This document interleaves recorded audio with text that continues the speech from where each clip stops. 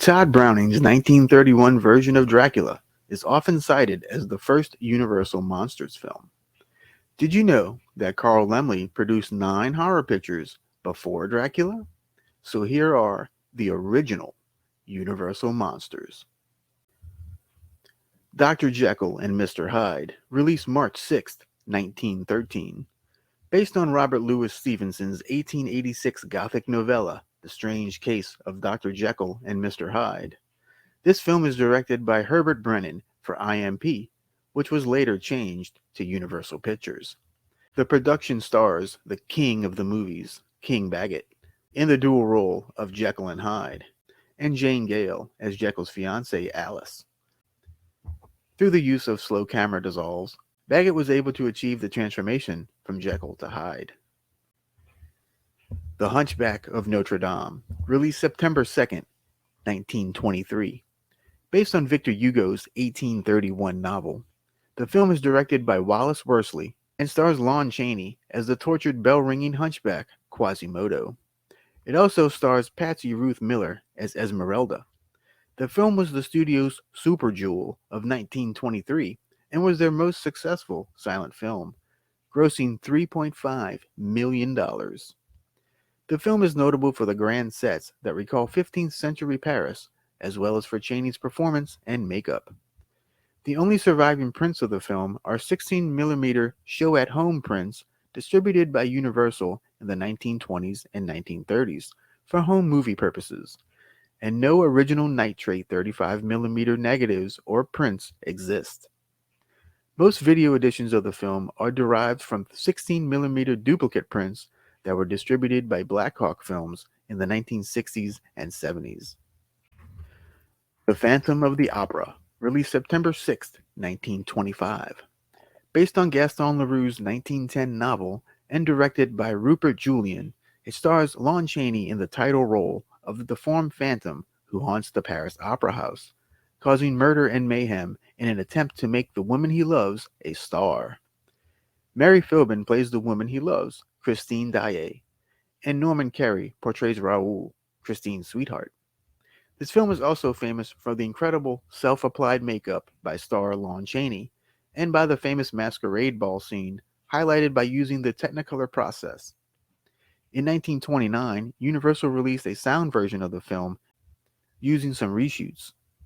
The original 1925 version survives only in a 16mm show-at-home print created by Universal for home movie use in the 1930s. However, none of them are complete. The Cat and the Canary, released September 9, 1927. Based on John Willard's 1922 black comedy play, the film is directed by German expressionist filmmaker Paul Leni. The film stars Laura LaPlante, Forrest Stanley, and Creighton Hale as a trio at the reading of their uncle's will. Annabelle inherits her uncle's fortune, but when she and her family spend the night in his haunted mansion, they are stalked by a mysterious figure. Meanwhile, a lunatic known as the Cat escapes from an asylum and hides in the mansion. The Cat and the Canary was very influential in the old dark house genre of films, popular from the 1930s through the 1950s, and was remade several times. The Man Who Laughs, released on April 27, 1928, based on Victor Hugo's 1869 novel of the same name. The film is a synchronized sound romantic drama directed by Paul Leni. While the film has no audible dialogue, it was released with a synchronized musical score with sound effects using both sound on disc and sound on film processes. It stars Mary Philbin and Conrad Veidt. Film critic Roger Ebert even stated, "The Man Who Laughs is a melodrama, at times even a swashbuckler, but so steeped in expressionist gloom that it plays like a horror film." Today, the film is best known as the visual inspiration for the DC comic supervillain, the Joker. Forever disfigured by a wide, mirthless grin on his face, Gwynplaine, the orphan son of a nobleman, rescues blind baby girl Dia in cold 17th century England. Gwynplaine grows into a kind, honest man who chooses to hide his grotesque deformity behind a black cloak, utterly convinced that the beautiful Dia will never truly love him because of his horrible secret. The Last Warning, released December 25th, 1928. Based on the 1922 Broadway melodrama of the same name by Thomas F. Fallon, which in turn was based on the story House of Fear by Wadsworth Camp. This is a part-talkie mystery film directed by Paul Leany and stars Laura LaPlante, Montague Love, and Margaret Livingston. The film only survives in a cut-down edited silent version which was made for theaters who had not yet converted to sound. The soundtrack for the sound version, which was also released on sound on disc format, survives in a private collection on Vitaphone type disc.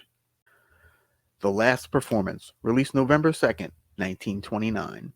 This is also a part-talkie film directed by Paul Fajos and stars Conrad Veidt and Mary Philbin. The sinister stage magician Eric the Great falls in love with Julie, a woman half his age. A young thief is caught stealing from Eric's apartment and is taken in at Julie's suggestion. Secretly, she falls in love with the new apprentice. However, Eric's other apprentice, Buffo, becomes aware of Julie's love for Mark and, driven by jealousy, tells Eric. The only known versions that survive are a silent version that runs 48 minutes and a mute version of the international sound version with Dutch titles that runs 60 minutes. The silent version was released by the Criterion Collection on Blu-ray and DVD as a supplemental feature on Paul Fajos' Lonesome in August of 2012. The Cat Creeps, released November 7th, 1930. This is a pre-code mystery directed by Rupert Julian based on the 1922 play The Cat and the Canary by John Willard. It stars Helen Twelvetrees, Raymond Hackett, Neil Hamilton, and Lillian Tashman. So this is the sound remake of Cat and the Canary. Less than 2 minutes of The Cat Creeps survives, as they were incorporated into the 1932 Universal short film Boo. The soundtrack of the film still exists on disc. While filming was done during the day, the sets were used at night for a Spanish language version of the film, which leads us to our final film. La Voluntad del Muerto, released December 12th, 1930. This Spanish language version of The Cat Creeps was directed by George Melford and stars Antonio Marino, Lupita Tovar, and Andres de Segurola.